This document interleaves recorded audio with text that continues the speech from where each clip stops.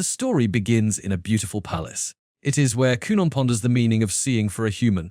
Everyone says his eyes cannot see anything, but he questions what vision truly means. His father explains that seeing means being able to distinguish color and shape, and says that Kunon's damaged eyes are the scar legacy of the hero Hasta Huglia, a legendary holy knight. That scar is considered something to be proud of. However, Kunon accidentally overhears servants talking. They say he bears a hero's scar, but also pity him for his blindness. This deeply affects Kunon's feelings, reminding him of his inability to see the world. In his daily life at the palace, Kunon is always accompanied by his servant, Eiko Ron, who one day informs him that his teacher has arrived. Eiko explains that learning magic won't be in vain because Kunon was born with the water crest. Even so, Kunon realizes that even if he can use magic, he still cannot go anywhere without help from others. Kunon then meets his teacher, Jenny Kors, who begins teaching him magic that very day. In his first lesson, Kunon uses a magic wand and succeeds in creating a water bubble. Jenny explains that this magic is a basic water spell that produces pure water. She briefly describes the bubble as resembling an eyeball, then immediately apologizes upon remembering Kunon is blind. But that comparison ignites Kunon's resolve. He begins to think about the possibility of creating eyes with magic and promises himself that no matter what, he will create eyes with his own power. From that moment on, Kunon becomes increasingly thirsty for knowledge. He starts paying attention to everything he never thought about before, including the food he eats and the scents around him. He asks for explanations about the ingredients of his meals because he wants to understand the world through senses other than sight. During a reading session with his other teacher, Flora, Kunon chooses a history book, specifically the tale of the holy knight Hasta Huglia. From the story, he learns that after the Great War against the Demon King, many of Hasta's descendants were born with physical defects like missing limbs or eyesight. Those children are called bearers of the hero's scar. Kunon realizes his blindness is not merely a weakness, but part of his own magical strength. While deep in thought, he successfully duplicates the water ball he created into 4, proving rapid progress in his mastery of magic. However, that success causes him to faint from exhaustion. After the incident, Kunon realizes he needs more stamina and knowledge. Eiko advises him to gradually increase his food intake and suggests physical training to strengthen his body. This training aims to fortify his body so it can endure prolonged magic use. When Jenny Kors returns to continue magic lessons, Kunon shows a remarkable increase in ability. He can use the same spell with results far exceeding expectations, surprising Jenny and the servants because Kunon has almost completely mastered the lesson on his own. On the other hand, a noble girl named Marika Huglia, Kunon's fiancée, is on her way to visit him. Initially reluctant because she knows Kunon as someone always gloomy and dependent on others, this visit changes her perspective. Kunon welcomes Marika with a cheerful and spirited attitude, very different from his former self. He shows his water magic and tells of the enjoyable new experiences since he began studying magic. Marika is shocked to see this change and realizes Kunon has found something that brought him back to life. That day becomes a pleasant experience for Marika, far different from previous visits. After her departure, Kunon realizes he also needs to learn how to act as a respectable gentleman worthy of accompanying Marika. With the same determination as when he studied magic, he asks Flora to teach him proper manners and how to treat his fiancée respectfully. At night, Jenny Kors reflects alone on his student's progress. She realizes Kunon can create 7 beautiful water balls simultaneously, something even she cannot do herself. Kunon has completely mastered basic magic and possesses such rapid learning ability that Jenny begins to run out of things to teach. When she takes an intermediate magic book, she immediately realizes that material will likely feel easy for Kunon. Although she considers Kunon still too young to learn advanced magic and is aware of its many dangers, Jenny decides to continue her duty as a teacher because she cannot simply give up. The next morning, Jenny tells Kunon they will try a different approach in training. She explains that the water spell Kunon usually uses only functions to create water, then asks Kunon to analyze the structure of that magic. Kunon understands the spell involves separating the process of creating water, making it float, and maintaining the water ball's shape. Jenny considers the analysis correct and invites him to dig deeper by considering aspects like temperature, viscosity, composition, color, shape, scent, and taste because water has many variations. She then demonstrates 2 different water balls and asks Kunon to touch them, so Kunon realizes the difference between cold and warm water. From there, Jenny explains that a mage's uniqueness lies in the ability to modify magic according to their individual talent. Soon after, Kunon tries to modify his own spell by dropping a water ball into a teacup and asking Iko Ron to taste it. Iko tastes an apple flavor from the water, surprising Jenny because Kunon mastered the spell modification she had pondered all night in a short time. This further confirms Kunon's potential to master various types of magic. At night, Kunon lies in bed holding two different apples. He can distinguish their shape and scent but still doesn't understand color. He realizes that without recognizing color, he will not be able to perfect spell modifications nor create eyes for himself. Therefore, he challenges himself again to keep moving forward until one day he can see the entire world. The next morning, Kunon asks for something related to milk, so Iko asks him to make hot water. As Kunon uses his magic, a large water crystal appears. At that moment, Kunon feels something strange, as if he can see, or rather sense, color through his magic. Initially, Iko thinks Kunon is joking and scolds him, but Kunon explains he truly senses the presence of color. When he holds a green apple, Iko explains that the color and its name still feel unfamiliar because he's never seen an apple before. She then explains apples are usually light green or red. When Iko asks how many apples are on the plate, Kunon accurately states the number of green and red apples. Iko is deeply moved and considers it a divine miracle. Iko then reports this to Kunon's father at the main palace, explaining that Kunon can now distinguish color within a limited range. The closer the object, the clearer the color he can sense, especially when touching it. Although Kunon hasn't learned letters yet, he immerses himself in picture books and encyclopedias. Kunon's father asks why Iko doesn't return to the main house, as he doesn't want Kunon to be a burden and his wife is willing to care for him completely. However, Iko explains Kunon would refuse because he wants to change radically, and changing his environment could hinder his struggle. The father thanks Iko for her dedication and promises to visit soon. Returning to Kunon, Iko finds him in the garden. Kunon then shows his training results by creating a very large red water ball, explaining that the larger the water ball he makes, the stronger he senses its color. Soon after, Kunon's mother arrives and notices her son can now distinguish colors, making Kunon very happy. However, the red water ball suddenly falls and soaks his body, making him appear red like blood, shocking his mother and causing her to faint. The red color is explained as the color of human blood, so Kunon's father scolds him harshly and forbids him from repeating such an action.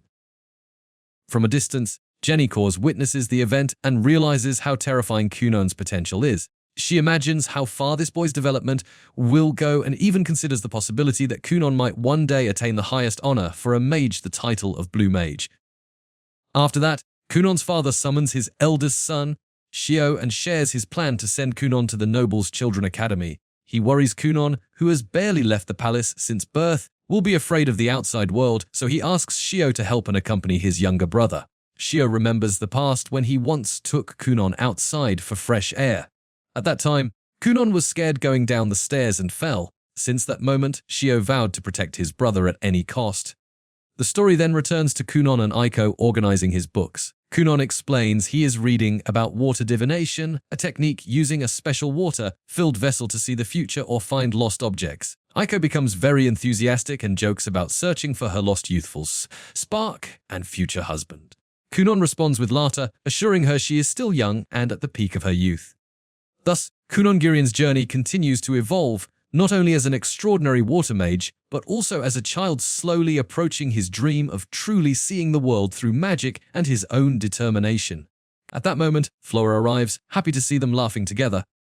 Afterwards, Flora sits with Kunon to review his lessons and is very impressed because Kunon studies everything seriously. Besides teaching noble etiquette, Flora also wants to shape Kunon into a respectable gentleman with a sense of humor so his presence is enjoyable and not boring. Compared to their first meeting, Kunon has become much smarter and wittier. That night, Kunon prepares with Iko, who reminds him his father is waiting and they must depart soon. On the way, the weather feels very cold, so Iko asks Kunon to use his magic power to warm them. Kunon creates a warm water ball, and when touched, Iko feels its warmth. Kunon explains he coated the water with a soft, elastic membrane. Although still a prototype, Iko becomes very enthusiastic and even imagines wanting to sleep on a bed made of such material. Throughout the journey, Kunon thinks about why his father summoned him and worries he might have made a mistake unknowingly. Iko calms him, saying he hasn't done anything wrong and has learned from the previous Sea of Blood incident. Upon arrival at the main palace, they are greeted by Balin and Shio. He then meets his father and mother, who welcome him warmly. Kunon's father states there is an important matter to discuss. Based on Flora's report, Kunon has completed the entire noble curriculum he studied privately. However, his father still wants Kunon enrolled in the noble school. Kunon refuses, reasoning he doesn't want to trouble others and has other priorities. He asks if not attending school would be a problem. His father explains that noble children are essentially required to attend school, and Kunon is officially enrolled. However, due to his special condition, the king has granted leniency, making his attendance optional. Kunon falls silent for a moment, feeling this is special treatment. His father chides that attitude and asks Kunon to consider the matter seriously. A misunderstanding occurs when Kunon thinks his father is referring to how he uses his allowance. Kunon explains that although it may seem wasteful, he always uses it with careful consideration. After a brief debate, Kunon apologizes for the previous incident where he turned the garden into a Red Sea. His father emphasizes that is unacceptable and threatens to cut his allowance for 6 months if it repeats. His mother then calms the atmosphere, reminding them the meeting's purpose isn't to discuss that. Once calm, Kunon's father explains this decision relates to Marika Huglia. He states that anyone who fails to fulfill their duties as a noble will be in a difficult position among aristocrats, and Marika's reputation could be affected in the future because of Kunon. From that explanation, Kunon understands attending school is part of his responsibility. His father adds that Kunon isn't required to attend school for years, but only needs to take and pass the grade promotion exams. Since there are 5 exams, Kunon only needs to come to school 5 times. Hearing this, Kunon feels it's very easy. Shio then mentions that he and Marika will graduate after the next exam so they can attend together. After Kunon agrees, his mother immediately decides to prepare all his needs, from clothes and shoes to a proper mantle. She asks Echo to help measure Kunon's body. Meanwhile, Kunon's father speaks with Shio, reminding him there are other royal family members at school who might approach Kunon and Marika, so he asks Shio to always accompany them. The story then shifts to Marika Huglia meeting Kunon. She is overjoyed to hear Kunon will attend school. Kunon explains he only intends to take the promotion exams. Marika is even happier because they can spend time together at school. She assures Kunon she will accompany him as an upperclassman so he need not worry. Kunon agrees, though inwardly aware his presence by Marika's side might make her admirers jealous. But Marika doesn't care and states that even though she's popular as a princess, she will always be with him. As preparation, Kunon decides to update his magic wand for self-defense. When the day of departure arrives, Kunon's elegant and graceful appearance impresses everyone.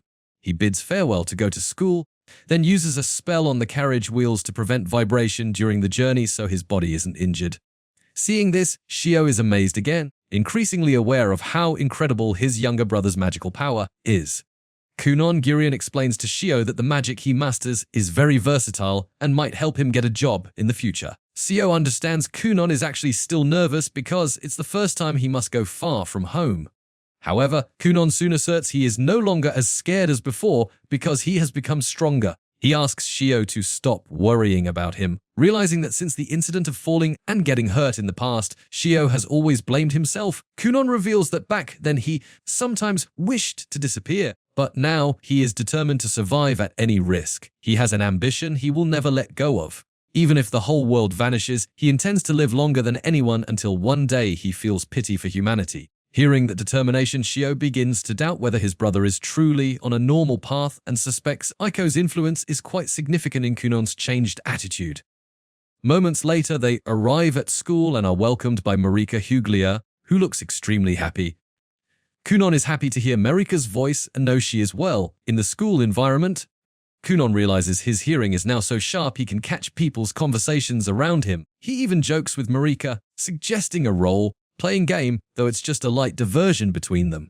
Soon, attention shifts to a young teacher named Kez, who looks at his watch while thinking about the great responsibility he will undertake. He heard rumors that Kunon, the noble son with a hero's scar, is known to be shy, so he doubts his own ability to guide a student with such a background. At the same time, he hears female students talking about a handsome student called the Prince. When Kunon arrives, Kez introduces himself as his homeroom teacher. Kunon introduces himself with a relaxed and witty attitude, declaring that at that moment he is playing the role of a girl.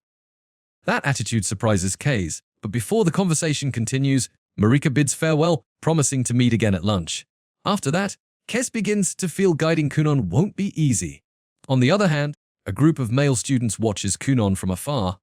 One of them discusses rumors that Kunon has received the king's blessing as the first bearer of a hero's scar in 100 years.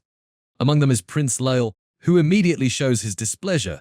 When he sees Marika and Kunon part affectionately, his anger peaks, and he leaves with an annoyed face. Back with Kase, Kunon is explained the exam system. He only needs to pass 5 exams to obtain a graduation certificate. And as an exception, these exams will be held in a short time at the request of the king and his father. Kunon feels uncomfortable with this special treatment considering it favoritism and apologizes for causing trouble for the school. He also mentions the relationship between the king and his family has existed for generations. The long conversation exhausts Kase, especially since Kunon keeps talking throughout the exam. However, when the exam results are checked, Kase finds all of Kunon's answers are correct, something that feels unbelievable to him. Lunchtime arrives, and Kunon is with Marika in the school cafeteria. Marika asks what he wants to eat, but the atmosphere suddenly changes when Prince Lael appears and brings up the king's blessing Kon received. Tension rises and Shio immediately steps forward to protect his brother. The situation heats up until Lael's friends step forward too. But Kunon calmly uses his water magic to gather water and soak Lael's pants, making it look like he wet himself. Feeling humiliated, Lael quickly leaves with his followers. After the incident, Kunon states he is very hungry and wants to eat. Shio realizes his brother was behind the incident and feels annoyed. But Kunon doesn't respond, and they continue eating. When Kunon asks the identity of the person who caused the earlier commotion, Marika explains he is her older brother, Prince Lael, the kingdom's 6th prince, 1 year older than her. Kunon is surprised to learn this and feels Lael's behavior doesn't reflect a good older brother. He then expresses gratitude for having Shio as his brother. While enjoying his food heartily, Kunon seems to truly savor the moment. On the other hand, Shio feels anxious thinking about how to report the incident to his father. Marika just laughs at the event, considering it Kunon's natural nature, and invites them to enjoy their food without further thought. Inwardly, Shio just hopes they can all graduate without additional incidents. Next, Kunon is seen with his teacher, who informs him that day is his final exam and he must leave that evening. Kunon completes the entire exam series perfectly and graduates with brilliant results.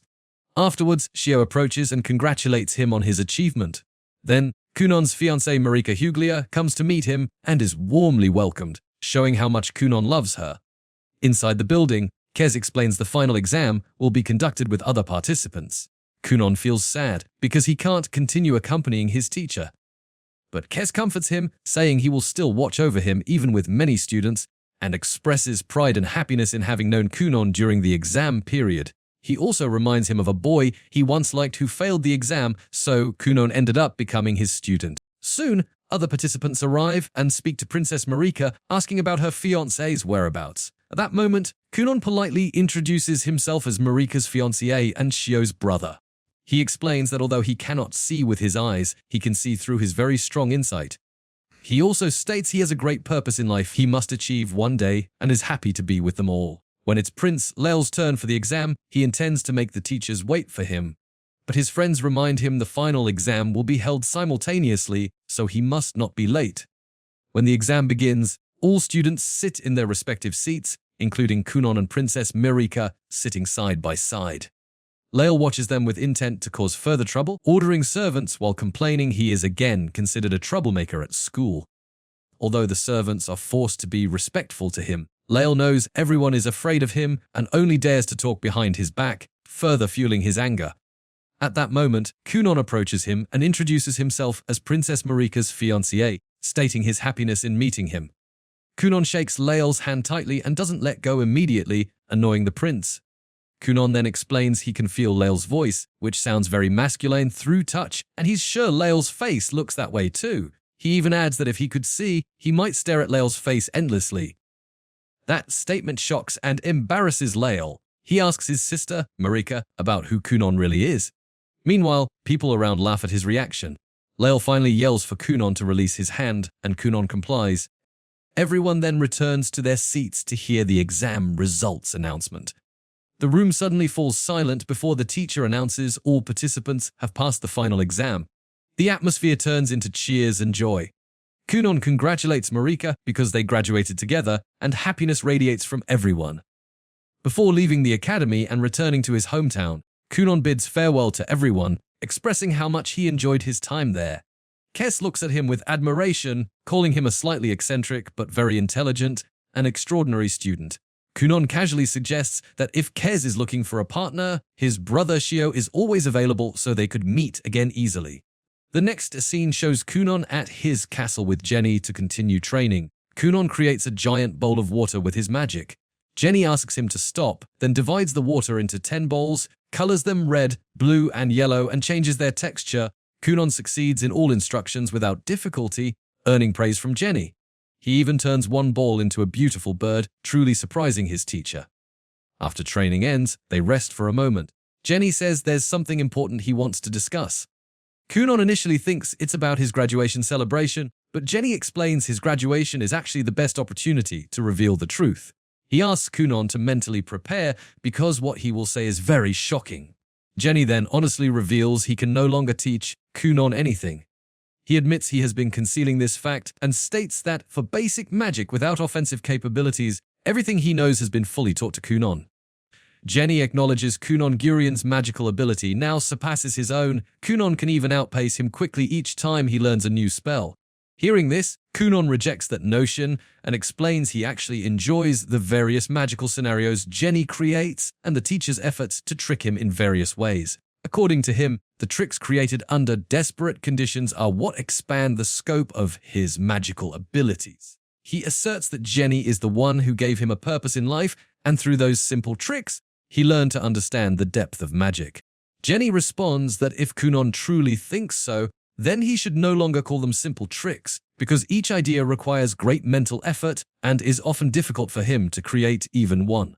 He then honestly reveals the real reason his decision isn't due to low pay, but because he cannot accept large payment without feeling he's doing commensurate work. He approaches Kunon and says Kunon's future teacher must be an extraordinary mage, far greater than him. He admits he can no longer help Kunon develop or guide him further and states all of Kunon's achievements so far are the result of the lessons they've shared, which have now ended. Hearing that, Kunon states that even if all that is considered simple tricks, if Jenny could keep creating them just to trick him, then he wants to be tricked in more sophisticated ways. He expresses his wish for Jenny to remain his teacher and asks him not to discuss it further. Inwardly, Jenny realizes Kunon possesses all the qualities needed to become a true mage.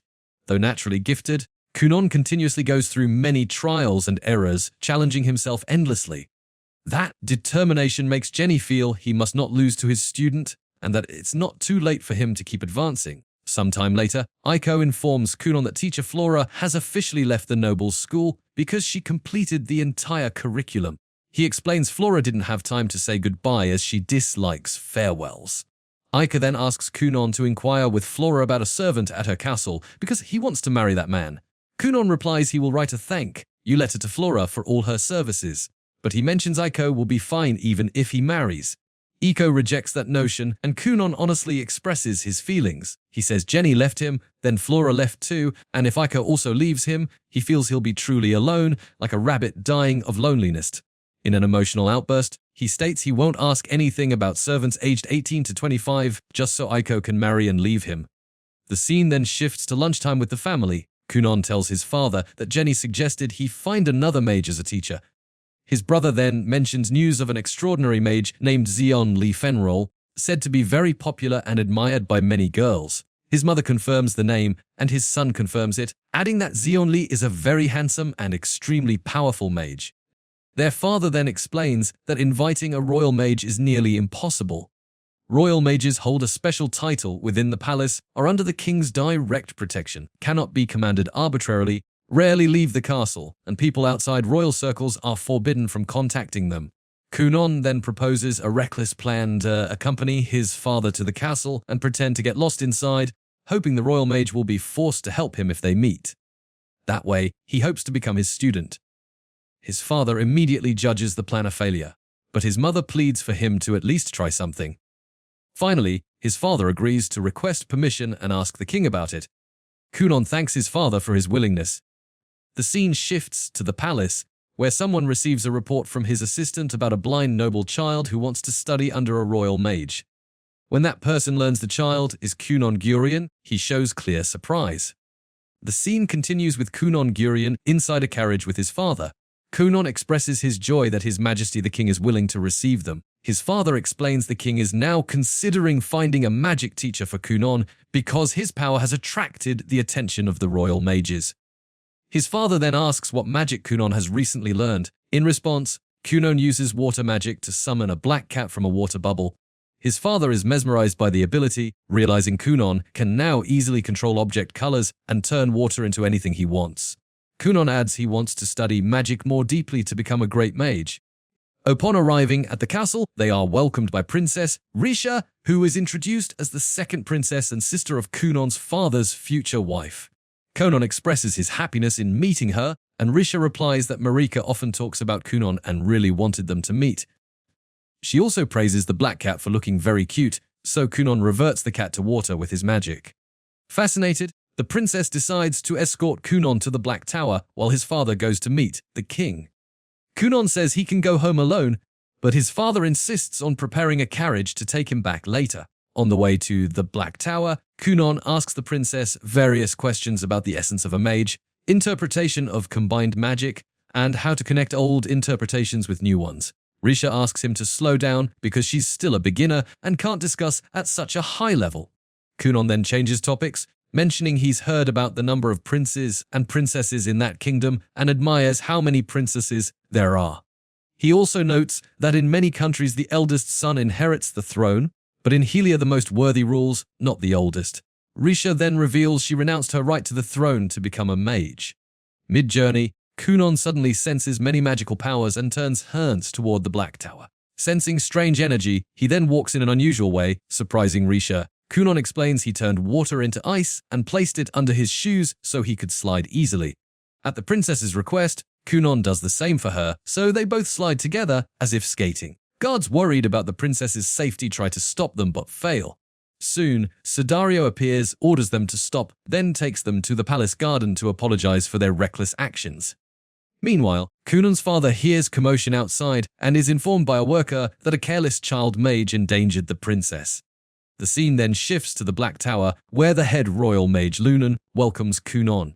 Lunan immediately realizes Kunon's magic is strange and unique. He explains Kunon has a water crest on his left shoulder. He also states mages have 7 crests: fire, water, earth, wind, light, darkness, and corruption, and each crest has 5 levels. Kunon asks if that means his water crest is at the 2nd level from the top, and Lunan confirms it. Risha mentions she has a 2-star wind crest, while Lunan adds he himself has a 4-star crest. Kunon admits this is the first time he's heard about these crests, so he doesn't fully understand yet, then asks, does the level difference affect the type of magic that can be used? Lunan explains there's no absolute classification, and the clearest difference is only the magnitude of magical power. According to him, what matters most is what Kunon will learn from now on and how much dedication he has. Kunon thanks him for the explanation. They then head to the courtyard for training so Lunan can test Kunon's abilities. Everyone present is already fascinated by Kunon and his magic, even though he's still a child. Realizing Sudario must have had great difficulty dealing with him earlier, the audience is filled with curiosity about what magic Kunon will show. Kunon asks for the test to begin immediately because he knows if he succeeds, he'll be taught how to use magic further. Victualai demonstrates his magic. Then it's Kunon's turn to show how he can overcome the spell with his own power. Kunon tries to concentrate while remembering when he trained with Jenny Cause, when the teacher created and manipulated water before him. He remembers he can control existing water and recalls Jenny's words about his ability to control water multiple times. However, he's worried he might not be able to manipulate magic created by another mage. Though doubtful, Kunon forces himself to try moving the water balls. He feels great difficulty because he's never faced water so hard to control. In the end, he only manages to divert 2 balls. Kunon feels very frustrated, thinking the result doesn't meet the royal mage's qualifications. But unexpectedly, Lunan praises him and calls him very skilled because he never expected Kunon to seize control over even 1 ball. Victor then asks Lunan's permission to handle Kunon himself. but everyone rejects the suggestion, stating Victo can't even manage himself. Lunan is satisfied because everyone shows a desire to protect Kunon, indicating he passed the test. Even so, the teacher still wants to conduct further experiments because he wants to see more of Kunon's magical potential itself. Kunon welcomes the desire happily. He then chants a spell and creates a giant water ball, which Lunan then plays with. With his magic, Lunan wraps the water with a soft, elastic layer. Risha imagines such an object would be very comfortable as a bed and might even cushion impacts from falls. Lunan then says he hasn't enjoyed a magic test like this in a long time. Kunon adds that if its elasticity is increased, the object could be used to bounce up to the palace's second floor. Hearing that, everyone wants to try it. But Lunan refuses, reasoning that if Kunon keeps showing his magic, they won't be able to go home that night and might not even let him leave. Risha then approaches Kunon and asks if he can create animals other than cats or form human shapes. Kunon answers it can be done, then forms a human-like doll from water. He explains that for living creatures, especially animals, that movements still have many shortcomings. He tried making them move like humans or move in ways impossible for humans. He even made them fly once, but the results weren't well received. When the water doll was flown around the palace, many people became scared. So Kunon, Lunan, and the others ended up going to apologize. Afterwards, Lunan advises Kunon not to drown in sadness because frustration won't change anything. He says discussion about magic will continue another time and emphasizes he enjoys Kunon's magic so much there's no need for further questions. Lunan also states he will personally appoint a mage to guide Kunon. Kunon is very happy and wonders if that means he'll be bound to a certain faction within the royal family. Risha explains that for royal mages, influence and status aren't important, but they want to know Kunon's future goal. Kunon then states his goal is to create eyes using magic. The scene then shifts to Kunon's father, who reveals he's heard reports of his son's bad reputation twice that day and questions the meaning of all those events. Kunon apologizes and explains everything happened because they got too carried away. Risha says they all indeed went too far, but Kunon's father emphasizes his disapproval of that notion. He stresses that anyone who uses magic must be responsible for their actions and that harming others on command, or even killing on command, cannot be justified. According to him, magic is power, and as long as someone has it, they must refuse any request that could hurt others. Kunon apologizes again for his actions. After his father leaves, he talks to himself, surprised Kunon could stay at the tower until late at night, indicating people there truly like him. Risha then reminds Kunon he's supposed to meet Marika because they're scheduled to have dinner together. When Kunon realizes it's getting dark, he says it's improper to meet the princess tired and sweaty. Risha then uses her magic to create a large water bubble and explains that with the wind crest she possesses, they could fly using it and arrive instantly.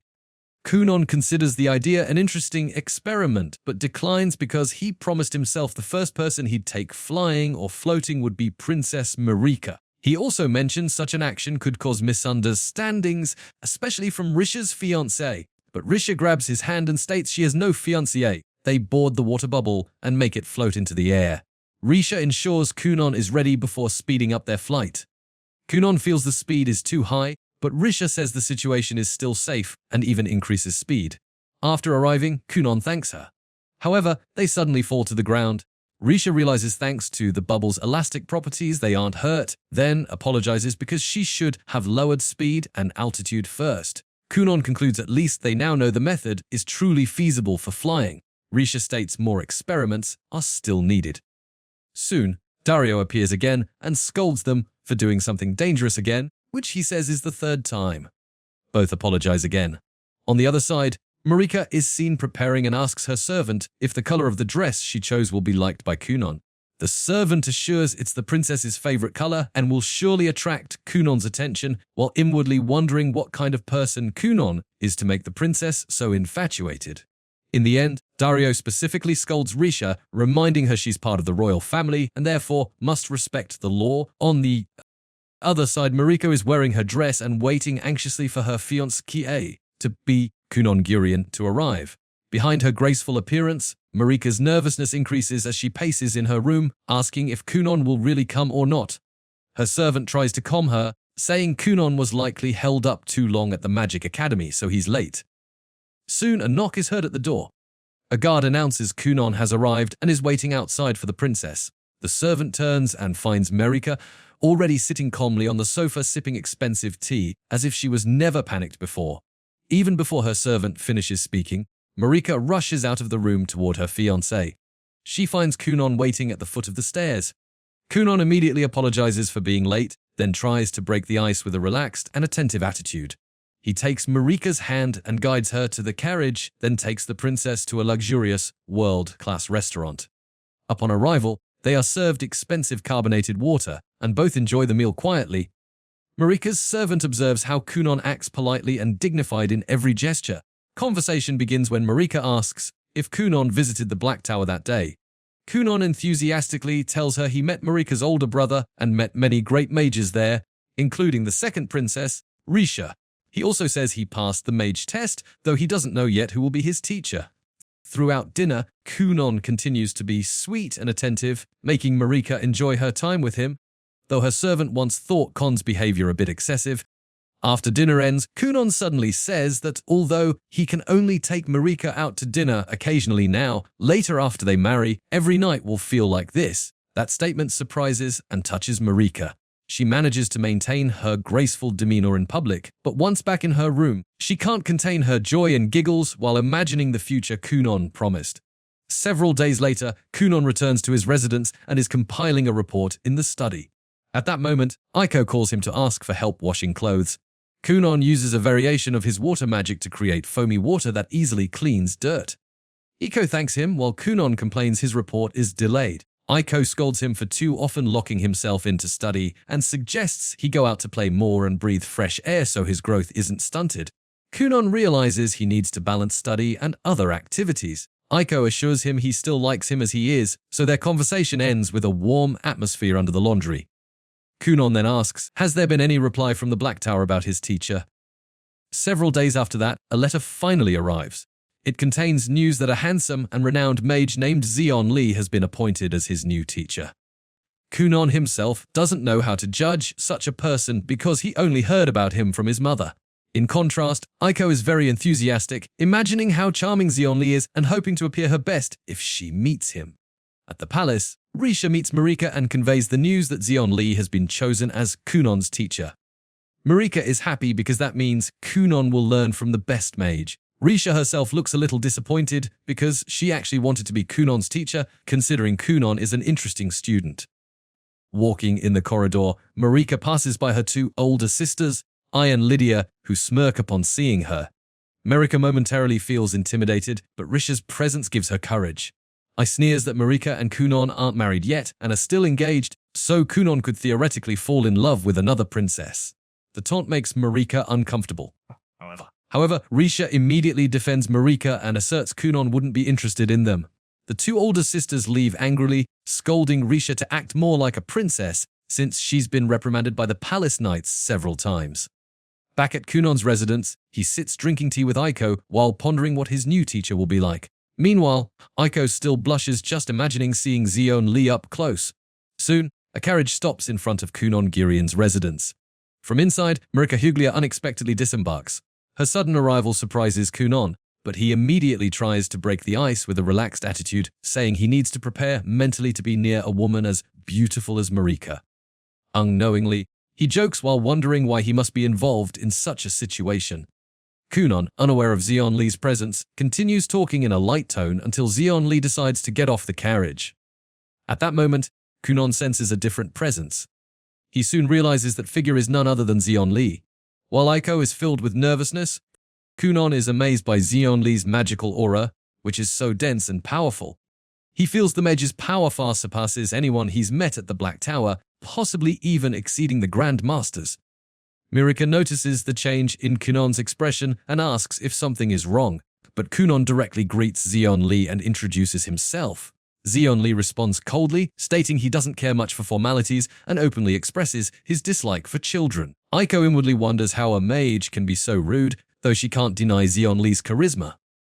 Zeon Lee then explains he didn't choose to become Kunon's teacher, the task was forced on him by the Grand Master. Kunon himself responds calmly, stating that in a world bound by politics and hierarchy, such things are unavoidable. They sit together to enjoy tea. though the atmosphere becomes awkward because Xion Li feels bothered by Marika and Kunon's closeness. Finally, Xion Li stops the mood and states he came to discuss magic, not to watch a sweet, prolonged conversation. As an introduction, Xion Li asks Kunon about his understanding of compound magic. Kunon explains compound magic is an advanced form of magic combining several spells simultaneously. Xion Li then asks how many spells Kunon can use at once and is surprised when Kunon says he can control 31 spells, sometimes even reaching 32, though he often fails. Xion Li admits he himself can use up to 50 spells, something that surprises Kunon because he didn't expect someone with such ability. Xion Li then asks how Kunon broke past the 20-spell limit, a boundary where many mages fail. Kunon explains he combines the spells and stacks them systematically. That answer impresses Xion Li further because not many people can discover that method independently. He begins to understand why other mages feel jealous that Xion Li was chosen as Kunon's teacher. Feeling increasingly interested, Xion Li stands and challenges Kunon to demonstrate his abilities directly. He wants to ensure Kunon isn't just good at talking. As a test, Xion Li creates an earthen wall with magic that looks simple but is actually filled with very dense spell layers, even reinforced over 40 times. Before Kunon begins, Xion Li asks for the elastic water cushion he often hears about. Kunon immediately manifests it and Xion Li sits on it.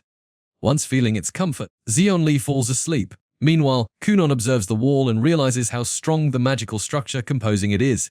Even so, he doesn't rush. He instead sits with Marika to drink tea while waiting for Xion Li to wake up.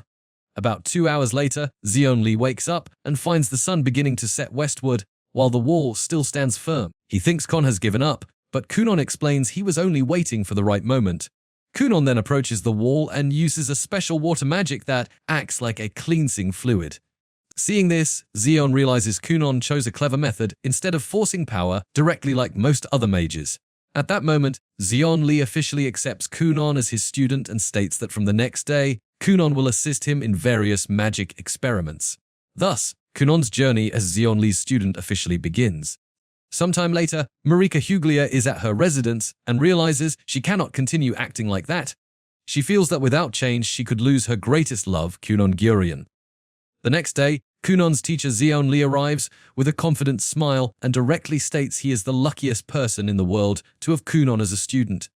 From the start, Xion Li states he has no intention of being lenient in the slightest during training because according to him, leniency only delays true growth. Kunon responds without hesitation that he actually wants that, even feeling he'd be frustrated if his teacher were too soft. When they enter the study, Xion Li spreads several sheets of paper full of confusing scribbles on the table and casually mentions he always wanted someone to copy those chaotic notes. That task is now entirely Kunon's responsibility. With slight doubt, Kunon asks if he must copy everything exactly as is.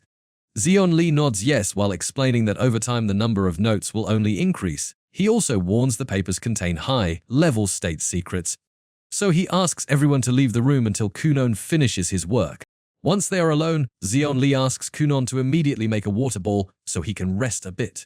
In less than 5 seconds, Xion Li falls asleep as if he has no burdens at all. Outside the room, Marika requests to study swordsmanship. Although her free time is limited, she still decides to train and specifically asks her knight Dario not to inform her fiancé, Kunon, about this. During the training, Marika is easily disarmed. However, she keeps getting up and insists on continuing. Her desire is clear, she wants to become someone worthy of Kunon, both in spirit and strength.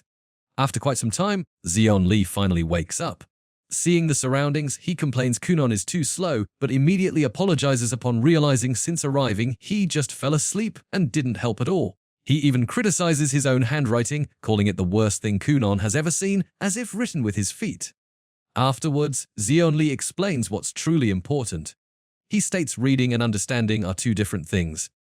Reading only provides superficial information, while what is understood by the mind and written with one's own hand will be absorbed by the body and turn into knowledge.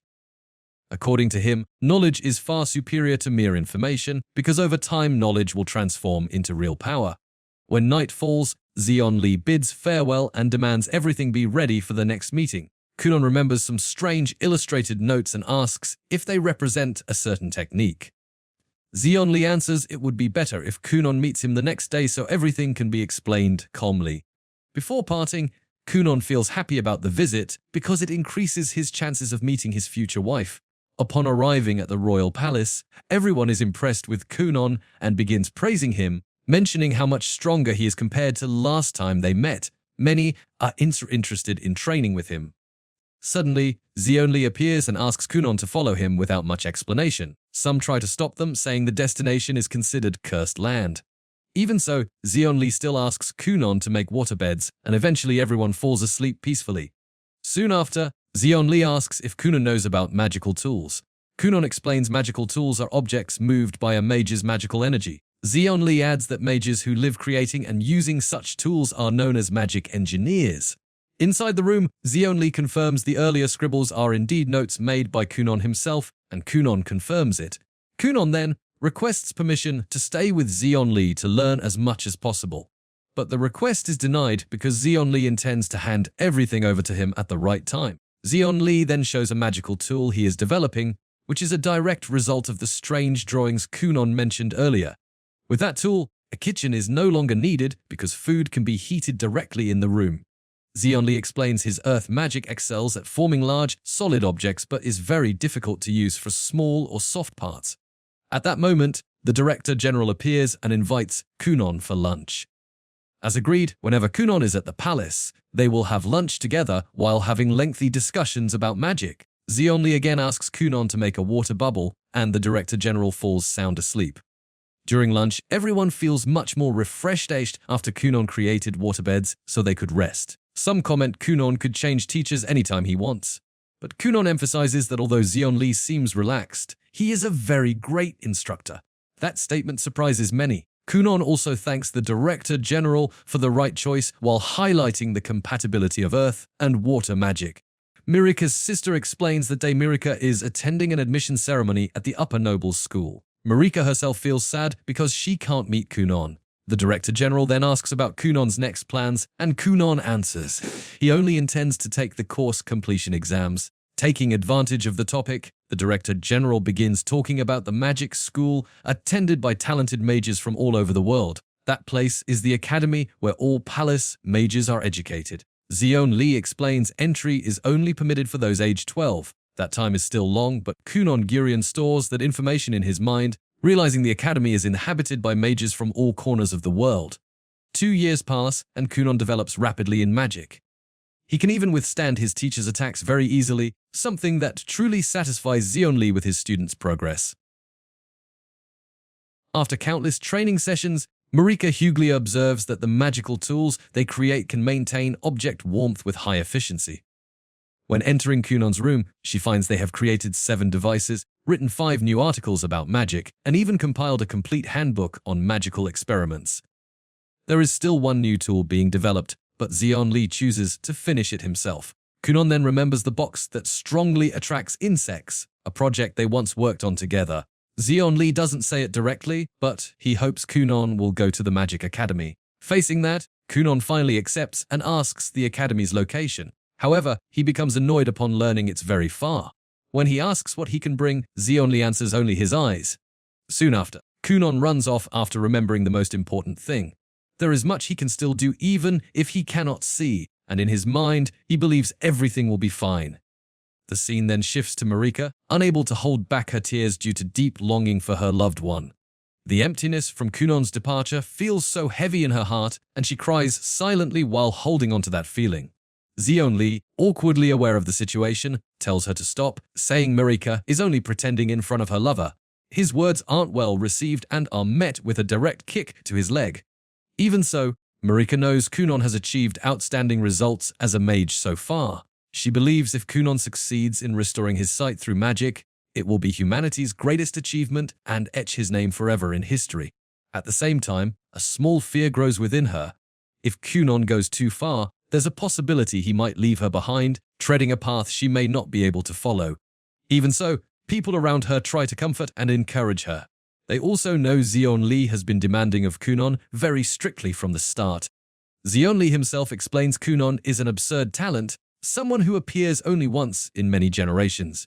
But creating eyeballs through magic is extremely difficult, so much so he's never heard of anyone succeeding. From that point on, everything depends entirely on Kunon. Even so, Xion Li believes sooner or later his beloved student will achieve that goal because Kunon is the student he loves and is most proud of. The scene then shifts back to Kunon, who decides to test various types of magic to advance his experiment by any means. He changes methods, combines elements, and repeats calculations many times. Yet, not one yields the desired result. Faced with mounting frustration, he decides to take his older brother to the steam baths and asks their father to join, remembering his father likes the baths Kunon created. He considers not waking his mother, but soon realizes she also likes the place very much. In the end, the whole family gathers and enjoys a simple yet calming moment. In conversation, Kunon's brother comments the experiment he's working on must be very complicated. Kunon agrees because he knows it's the greatest challenge he's ever faced in life. Even so, all family members try to encourage him and assure him he will surely find a solution for his eyes. That support warms his heart. Kunon deeply wants to see the faces of the people he loves and witness the same sights others see without having to merely imagine them. After a long time full of dedication, study, and tireless experimentation, Kunon finally succeeds in creating a functional eyeball. When he realizes he can see everything around him, colors, shapes, and faces, his emotions overflow completely. Tears fill his eyes, and he cries from happiness. However, just as he is immersed in that feeling, something strange suddenly appears quietly behind him, cutting off the moment and ending the occurrence in a sudden and mysterious way.